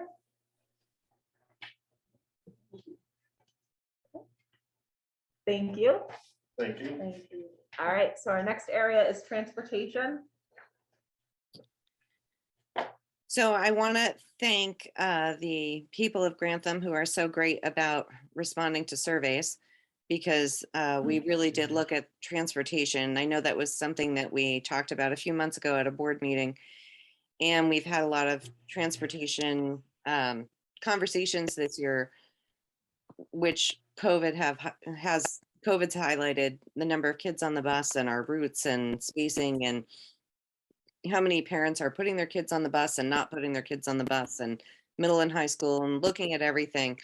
After a lot of deliberation and talks with the bus company, in this budget, we are proposing a fourth GVS bus. We don't need a fourth bus going up to the middle and high school. So the plan for this additional bus would be that in the morning, we still have the usual 3 buses that are going up to Lebanon Middle and High School, and those are working really well. They're not overcrowded. We're able to accommodate everybody that way. We would then have 4 GVS runs in the morning. In the afternoon, what we would do is we would propose that with this 4th bus, that all 4 buses meet at exit 14 as the 3 do now. And we do the exchange at exit 14 for all the middle and high school students, that those 4 buses are able to distribute and bring home all of the middle and high school students, then have all 4 go to GVS. So it would be an advantage. That was something that we learned during COVID, is that it's an advantage to actually try and bring home all the middle and high school students prior to the GVS runs, except of course in the case where it's siblings who want to or are asked to stay on by their parents to ride home with their younger siblings. But in the majority of cases, because kids will still be able to do that, but in the majority of cases, it's much better to complete those middle and high school runs, and then we would have the ability to redo the routes for that afternoon run for middle and high school, and we would have 4 runs for GVS. So this proposal for a 4th GVS run is really primarily driven by the increasing population of GVS kids and how many kids are riding the bus right now. So we are at capacity right now. Our buses are really full. And according to the survey where we asked parents to project if they're going to be having their kids ride the bus next year, it would be even higher. And extrapolating, we had about 2/3 of our families answer the survey. So if we extrapolate from that, I think there's no question that we would need a 4th bus based on the numbers that we saw come in. Better to plan ahead for it. Mhm. And also, transportation is of course required at that elementary level where we're looking at K-8, and I think it is an expense. It's probably the biggest expense that you're going to see proposed in this budget, but it's also the bigger concern, if we plan and prepare for it now, is hopefully working with First Student to be able to get a driver, because getting a driver is going to be the hardest part. It's not going to be about getting a bus. It's going to be about having another driver able to join our team. I had a question about the bus fuel. Mhm. So there's no request for that. So it's included in our lease. So where you see bus fuel is where it's going to be looking at, and actually let me double check with Karen. I'm going to pull Karen in here, because there's a way that we distinguish between, like, the fuel is included in the lease, and then there's that additional line, which is either for Brenda, is that for the, Brenda might know, but I'll bring Karen in also. Is that going to be the additional for the van, and then we just moved it under the 1200 function? No. Okay. Then let me grab Karen. We haven't spent that line in. Yeah, we haven't needed it. It used to be. Someplace else. The van has its own fuel line. Yeah. That's, But I'm wondering if that's what it was there for originally, and we haven't spent it, so we finally got rid of it. And there's Karen to answer that, hopefully. Hi. That is actually in a previous contract, there was a fuel escalation clause. Okay. So if the fuel price went over a certain amount, the district had to pick up the difference. We haven't had that in the current contract, and that's why we took it out for next year. Got it. Thank you, Karen. You're welcome. Thank you.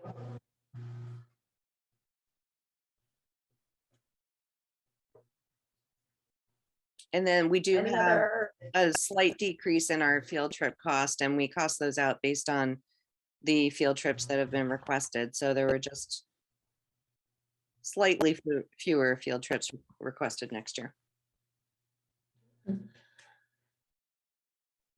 Any other questions for transportation or discussion about the fourth bus? We've always had just three buses here. And when you look at just over the last 3 years with the population increase, Yeah. I can't imagine not putting another It's bus. time. Yeah. It really is time. And that, the Eastman bus is just 3 kids to a seat. If every kid rode every single day, it would be 3 kids to a seat. And we have a waiting So list. forget by the way. distancing. Yeah, None. yeah, and a waiting list. Our small classes are the fifth and sixth grade, Yep. and they're on their way out, and our classes just keep coming in Bigger. Okay, so our next budget area is the bond. So this is just our bond that is very slightly going away, 17,750 down this year. All right. Great. Food services.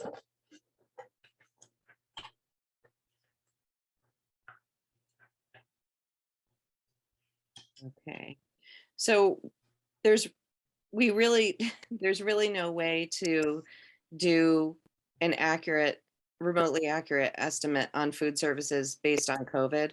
We had such a wild year last year in terms of how many students were ordering lunch, the number of free lunches that we were doing, lunch deliveries, et cetera, et cetera. So we decided just to leave it the same for now, and we will have to see what next year brings. I wish I could be more accurate for you, but that's been a huge wild card for us right now. So at this point, we're just leaving it as is.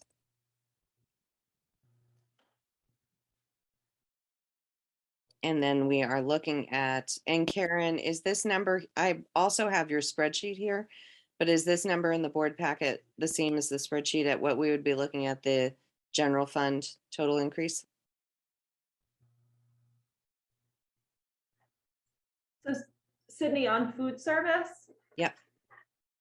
Is that what's up on the screen right now? Yes. Mm-hmm. Is that different than what's in the board packet for anybody else?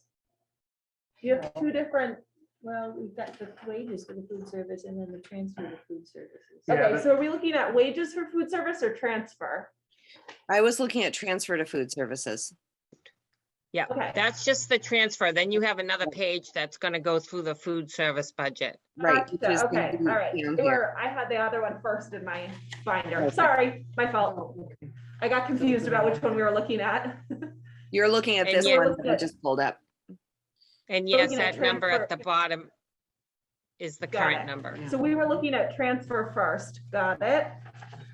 Okay, And we're gonna, before we move on to the next one, we're sort of at the end of everything that you're gonna be looking at in the general fund. So then what you're looking at in terms of a proposal right now is that the proposed budget that we've presented so far for 22-23 is up $20,079, which is 0.2%. what's the total? It is $10,014,063.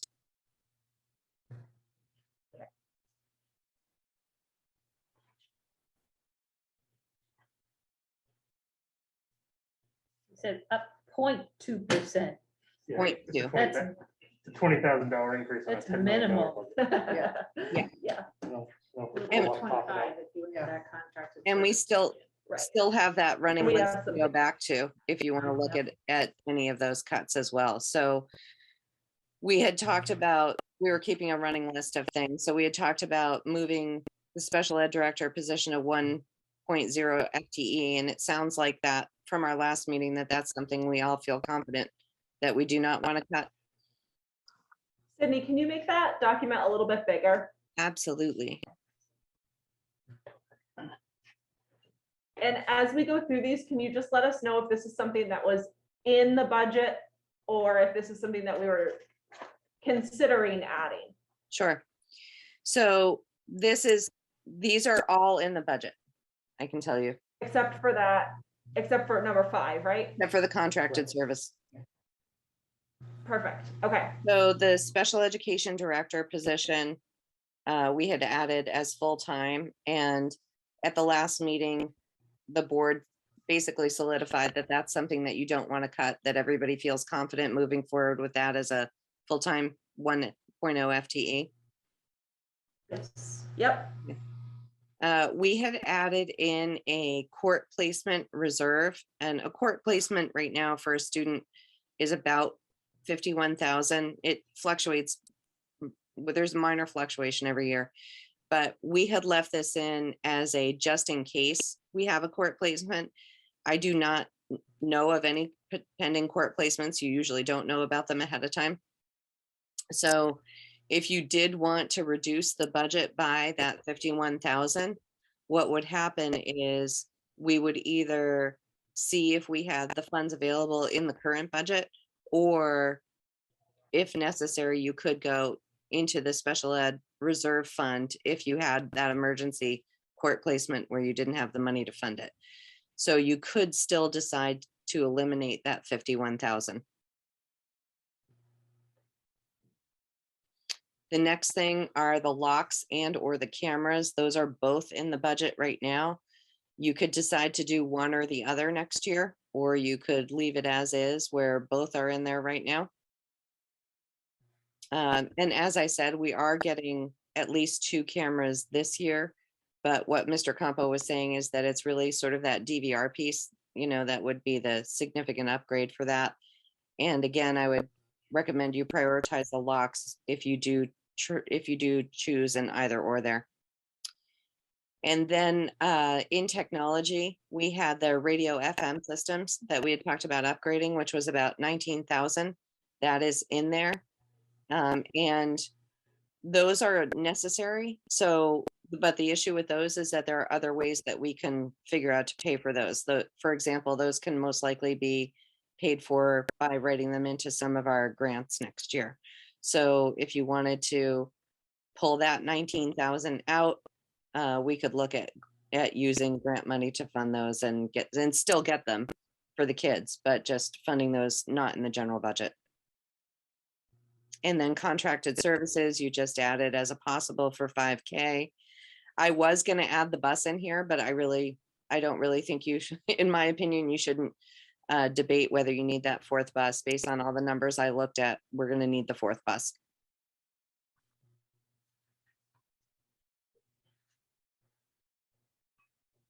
Sydney, do you know if the original FM systems, they're old?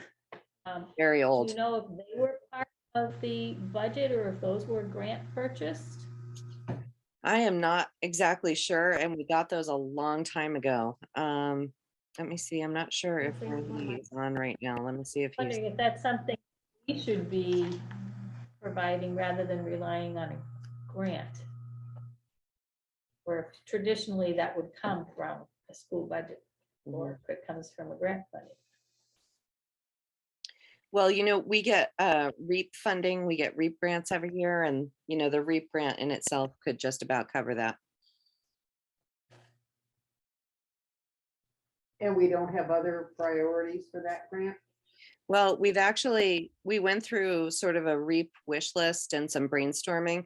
We were actually able to get a lot of our technology needs met through COVID, through the ESSER grants, through ESSER 2 and ESSER 3. And we're in pretty good shape with that right now. So we didn't have anything specifically earmarked for REAP. Yeah. Sydney, what budget line is the court placement reserve in?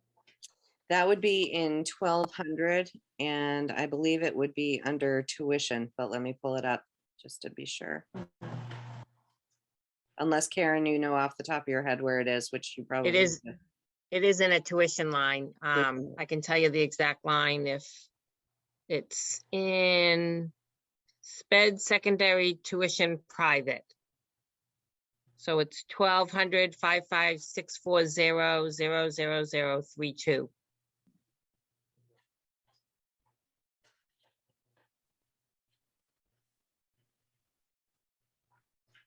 So it's right here. Next one down. Next one. Private. Yep. Okay, Yep, right there. there it There you is. go. Private. Yeah, This- oh, private It's revenue, 51,000 all the way to the end. yeah. It's the only item in that one. Oh, right there. Yep.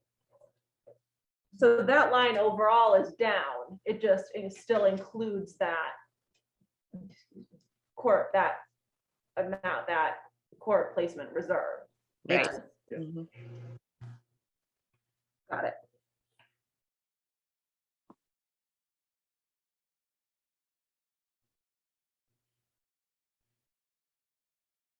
Sydney, what was our percentage increase for the budget last year? Let's see. You just give me 1 second so I can pull up the right amount. I'm looking at this correctly. It's 380,000. Was it increased last year? If you just look at the approved budget for, I'm sorry, Oh. 280,000. Yeah, The approved budget for 1920 to Mm-hmm. For the general fund, it was just under 3%. 3%? Just under, yeah, 2.78%.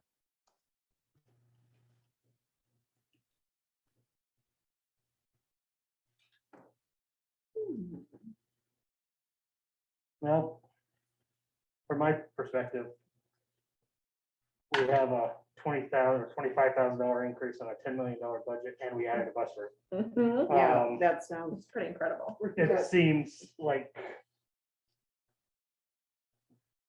pretty good to me, personally.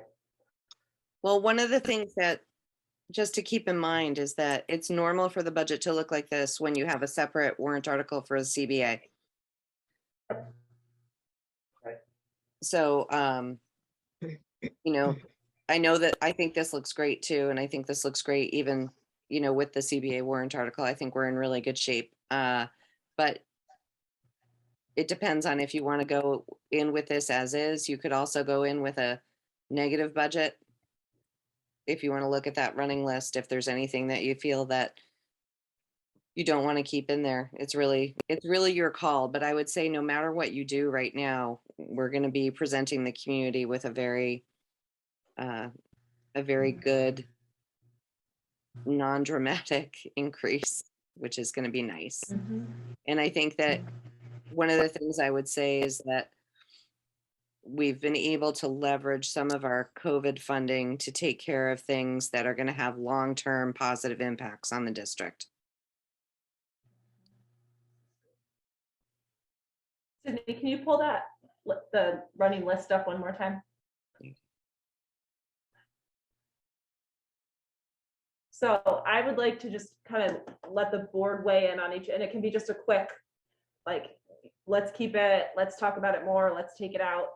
So the special ed director, it sounds like folks are leave it in. We're on leave it in for that one. Court placement reserve. Is there anyone that would like to discuss that one, leave it in, or put on the table, take it out? I mean, in my mind, if we are looking to cut one of those, that would be the one I would cut. Okay.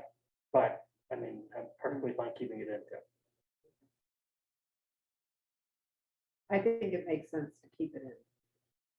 Just because those costs can be so high. Is there 50,000 in reserve? Is that what we said now? Still? You mean In the trust? In the Yeah. trust? Yeah. We have quite a bit more than that. We have plenty in there if we did need a court placement.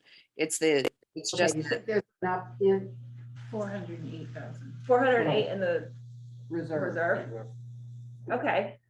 I Okay. feel like we need to keep this money in because if we need it, it's there. To leave the court placement reserve in Yes. there. And if we don't use it, then it's still there.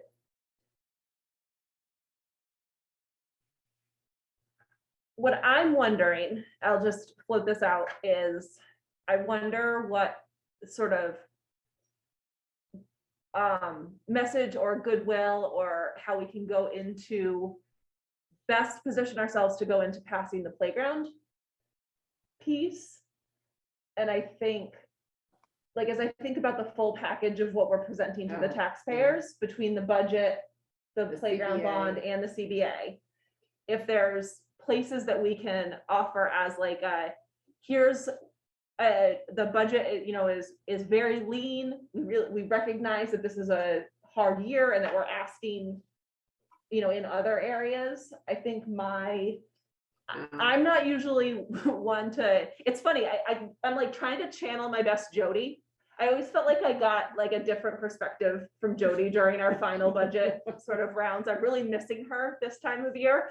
And I feel like one of the things that she would bring to the conversation is sort of like how to foster that good message to the community of, because I totally agree. And I think my like instinct is I totally agree with like Ed, what you said and what we're leaning towards, that this is like very responsible. It is incredible to be able to add the things that we've added in and have such a small increase. But is there even more of an opportunity here for us to say, to demonstrate to the community, like, we know we're making a big ask for the playground and for the CBA. That's just my. I mean, I will say, you know, with the court placement one, that is one that is probably the most up in the air out of all of these that we have here. I mean, outside of contracted services, which frankly doesn't really move the needle. It's a draw. Yeah. I mean, I will say, you know, if we got rid of that, we would come in with a decrease. Yeah. And if for some reason we end up rolling the dice and we get a court placement this year, sounds like we've got the reserve funds to cover ourselves. And the more and more I think about it, I could go either way, but I think it does send an even better message if we come in with a small decrease, and then we can on top of that say, listen, we decreased the budget and we've added a bus for $100,000 to the general fund. So I mean, out of all those, that would be the one that I think that would be the only one that would be in favor of mixing. That's the one that would have the least impact on sort of like day-to-day safety, experience, classroom experience. That is, kind I of mean, stuff. I view that as a complete sort of safety net for our budget, on top of a safety net underneath the reserves. With the special trust. eds. Yeah, so it's sort of like we've got a duplicate safety net in there. You know, I would, the more and more I talk, the more and more I think I'm in favor of mixing it. Yeah. I could support that too. Yeah, I would. Leslie? Yeah, Leslie, do you have any thoughts?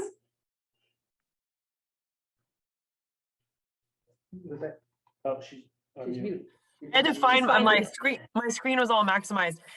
Yeah, Brittany, I think you make a really excellent point. I appreciate that perspective very much. I think it would be good optics and good politics and I mean that in a positive sense. So yeah, I'm with you guys. It'd be nice if we could bring a budget that was a negative increase. Following the savings, if technology can be covered by a grant, that would save another Yeah, 20,000. I mean, yeah, that one, because we think we can use a grant for that, that would save. So those two. The only, and I am in favor of that. The only reason I would lean towards leaving technology in is I feel like we're on our third, maybe fourth year running of a request coming from Mr. Britton that we've told him to fund through grants. Technology keeps being the area that we, like every year we have a technology request that we pull out. And I like the idea of if we have an area like that, we can pull 51 out and leave a technology in so he knows that's going to be funded, you know, where that's not a question mark. We're going to have a new system in place. I think that would be nice. Can I ask a question around that, just a procedural? If we are able to get the FM radio system grant funded, and we do happen to get a court placement, are we able to shift that 19,000 to help offset the reserve we'd have to pull from special ed? You are, I mean, you have a bottom line budget. You would just have to do it in anything over 5,000, as big as that, you would just need to have it be very public and have the board vote to do that. Yeah, I think we should certainly keep that. I mean, I think we still grow off of the grant funding for it if we Yeah. can get it. Mhm. But that, I mean, that covers, roughly 35–40% of the court placement. Okay, so keep that in there. for that reason. Okay. I see what you're saying. So it looks like The you other want thing, to keep everything in except the court placement, right? yep, and add the contracted services. Add contracted services. I will say the other thing about coming in with a budget that looks like this is in terms of, I think it means we can rethink what our board presentation is at the annual meeting and what the amount of time that our presentation takes up. So sort of to your point of if folks want to come in more quickly and be able to hear the budget and then vote and not have it be a more lengthy meeting. I think when we have a budget that has a not big, but a larger increase, we spend more time explaining it and defending it. Yeah, And when we have a budget that, if we're presenting this budget, we can just sort of like present it, give some basics, give a brief overview, and then we're not keeping people in that room longer Yeah. than they need to be. yeah, So it almost that's another sort of benefit of being aware of not, having a budget that we feel like we need to defend in a lengthy presentation. So we roughly come in with a decrease of about 25,000. Roughly. Other thoughts on that? Anything else, Leslie, from you? Okay, All right, sounds great. Thank you. excellent. And Sydney, as we head towards the February meeting, we can kind of plan what that presentation is going to look like and start to, we'll send something out to the board in terms of like who's going to do what part of that presentation and what it'll look like. So it may wind up looking a little different this year for that. And February will be our chance to, it's our dress rehearsal for how that goes. Yep. Okay, so our next agenda item is job description, and we have that in our board packet. So this is something that has no financial impact except for the increase that would be requested anyway. But the job description change itself doesn't actually, with it doesn't come a different salary scale. But Mrs. Malloy, who's sitting there with you, if you can all just kind of like say hi and wave to her, and we can embarrass her by putting her on the spot. But in just about, I've been looking at this for a little while now, and in just about every SAU, this position is not an hourly position. It is a salaried position, and it is an executive assistant position. And the main reasons for that are the level of confidentiality of information that position and Mrs. Malloy needs to deal with on a regular basis, in addition to the level of autonomy that position has. I can name 1,000 things in terms of the small decisions that Brenda makes every day, but just the special ed van kind of decisions. So, and working with the main office, she does a lot to work with the GVS main office and the administration in general, and coordinating with the special ed director. So between decision-making and confidentiality, my recommendation is that the job description is changed to an exempt position, salaried, and that the title change is executive assistant to the SAU.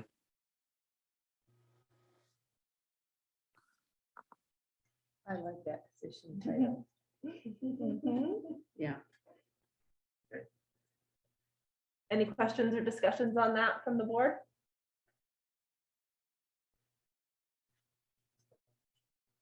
Okay, so we need a motion to approve the job description as presented for SAU executive assistant. So moved. Second. I have a motion from Denise and a second from Christine. So we'll take a roll call. Christine, Aye. Ed, Aye. Denise, Aye. Leslie, Aye. Brittany, aye. All right. We're gonna get you like a banner or Yeah. something Need a to go big with your other banner. Nice big sun. Okay, so our next agenda item is approval of bond schedule for grounds renovation playground project. We have that in our board packet provided by Drummond Woodsum. So we wanted to get bond counsel to make sure that we would be meeting all of the deadlines for the bond. My proposal here includes 2 separate dates, which is what I want to talk about most. So on February 1st, your presentation would be the budget and the CBA, and that on February 8th, a week later, we would have a specific bond hearing for the grounds renovation and playground project, and that this bond schedule would follow that. There's 2 reasons for that. One is really being able to devote an entire evening to the discussion of this kind of a big bond that we would be asking the community to support. And the second reason for that is just being able to make sure that with the SE group and with the bond bank that we are presenting completely accurate design and financial information so that when we get to that February 8th date, the playground committee and our engineers and the SE group and public input, everything has happened so that we're moving forward with the strongest proposal that we can possibly have.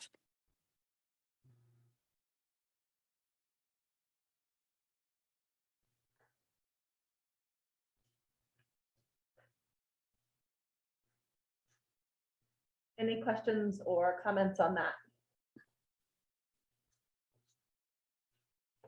I think the most we can do to set ourselves up this year, I mean, I think we were so close last year, if it means another night, another meeting, my only hesitation with that is I want to make sure that we're not asking like super engaged community members for a lot of nights of meetings, but given that I assume the playground one can also have a virtual access option for people, they wouldn't have to come in person. Absolutely. People can do it from home. I mean, we haven't had huge attendance at our regular, budget hearings. So I think, I think it's a consideration, but it doesn't make me worry enough to not want to do them as 2 different nights.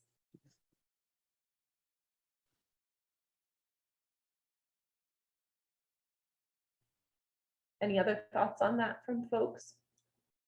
So if I'm understanding, you'd feel better if the second one was virtual. No, they can both be. They can both. Yeah, Okay. for these hearings, they can both be virtual. I Yeah, see. yeah. I was just thinking in terms of like if for like really involved community members, asking them to come to 2 Yes. separate meetings might be a big ask. Yes. But if they can come to both of agree. those virtually, I don't have as much concern about that. I agree.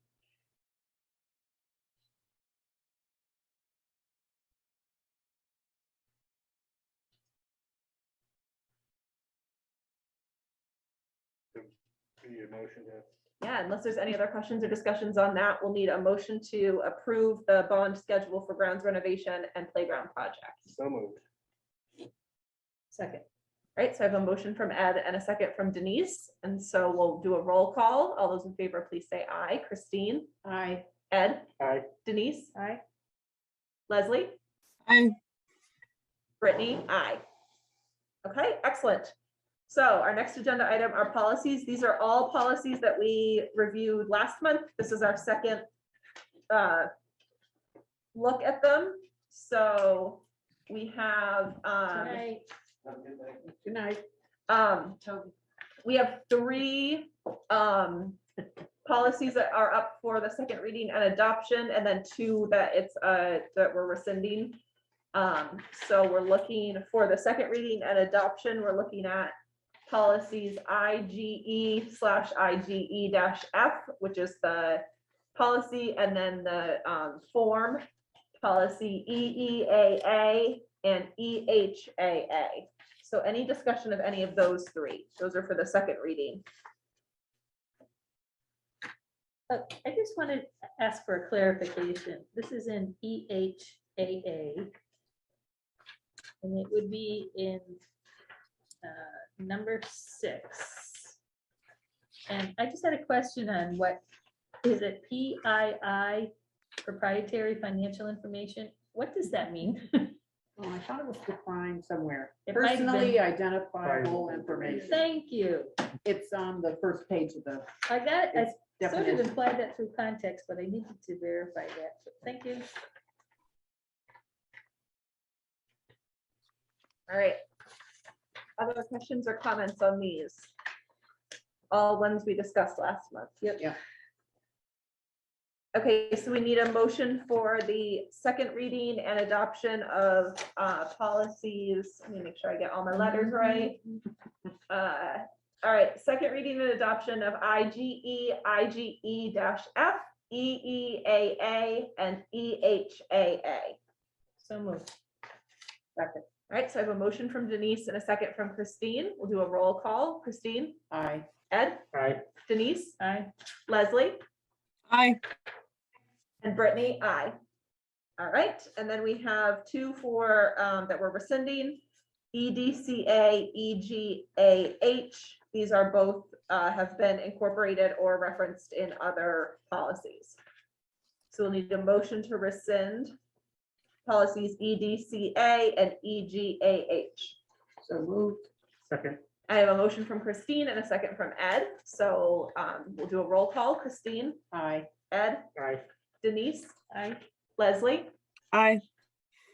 and Brittany, aye. All right, excellent. So next up, Curiosity. Yeah. Who comes up with these letters? The School Board Association, it's what they live for. yeah, the School Board Association. Good for them. Yep.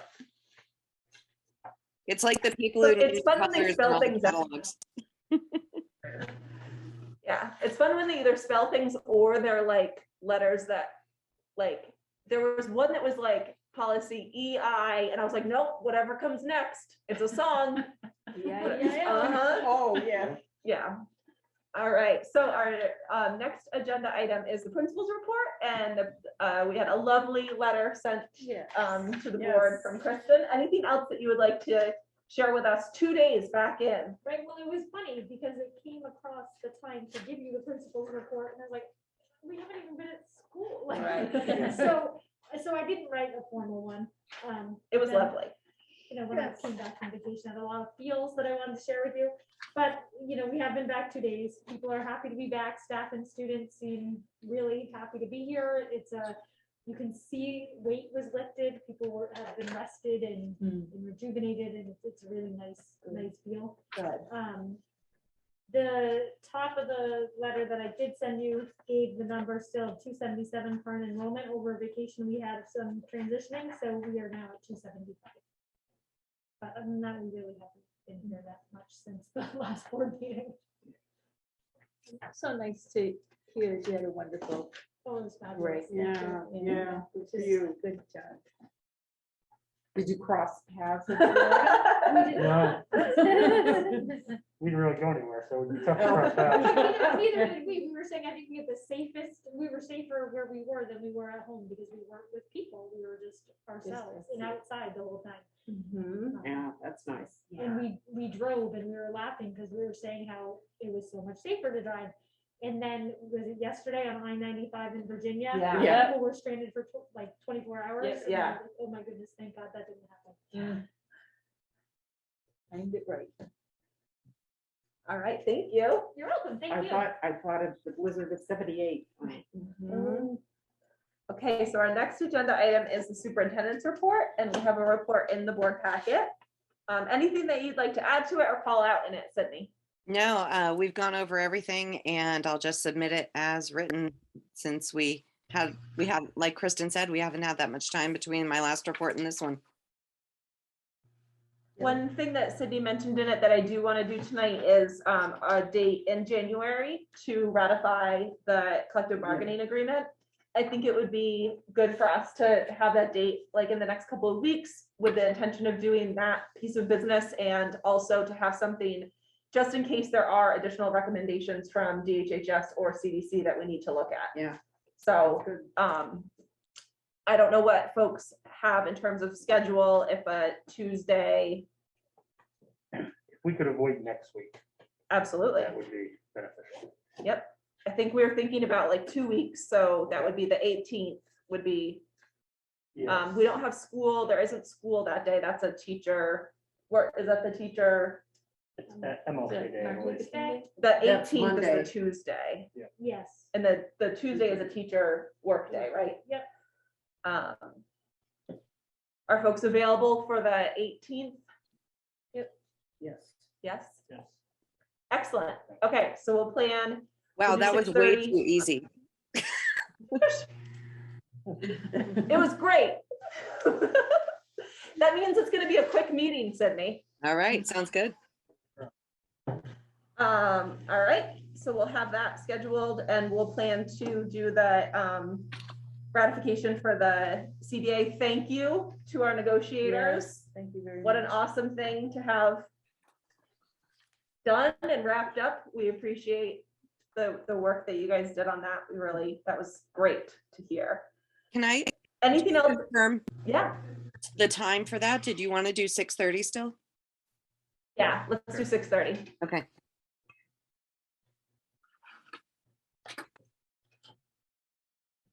Any other questions or comments for Sydney from her report?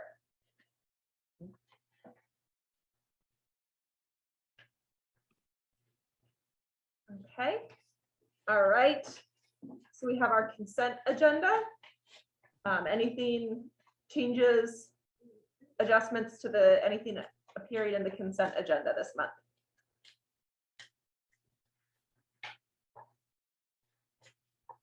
Okay, then we'll need a motion to approve the consent agenda. So moved.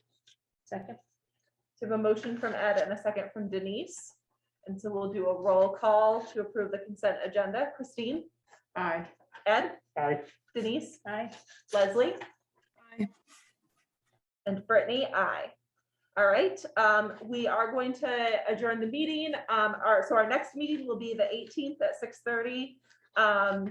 The board does have a non-meeting to go into after this one, but we are adjourning the meeting, so we won't be coming back into a public session tonight. So thank you to the folks who joined us virtually. We appreciate it.